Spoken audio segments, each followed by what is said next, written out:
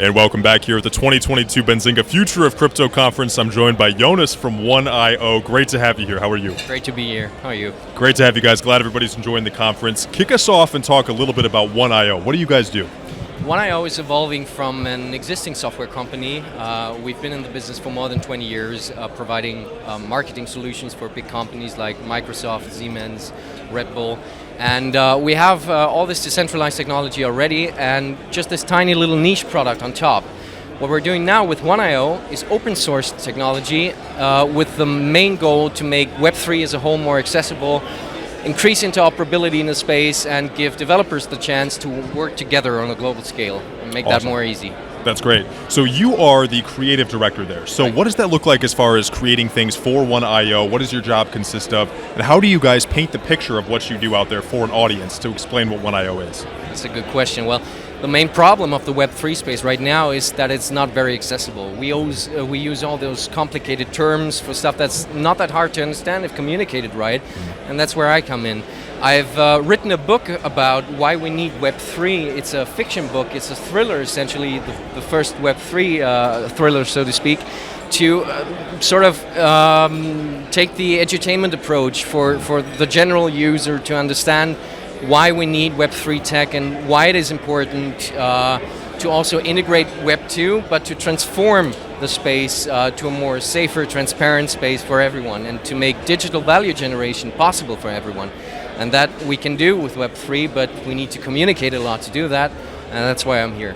Fantastic. Now, being in the Web3 space, is there anything about the FTX meltdown, all the crypto events of the last couple of months that affects you guys? If so, how have you dealt with it? Or what's your take on the situation as a whole? Well, I think the biggest problem for us, since we're trying to educate about Web3 and crypto, is that the FTX meltdown has seen a lot of loss of trust. So the general user who's not really in the space sees this big meltdown and sees, oh, I better keep my fingers off that. Sure. So it makes it harder for us to rebuild the trust that has gone down the drain and to really say to the people, Web3 is great, crypto is great, we need it. Things like these happen, but I think over time it will rebuild itself, the trust, yeah. Absolutely. So as we look at rebuilding this trust, bringing the industry back up, so to speak, after this meltdown, what's in the future for you guys as far as growing? What is 1IO going to do in 2023? Are there any big plans or goals you guys want to achieve?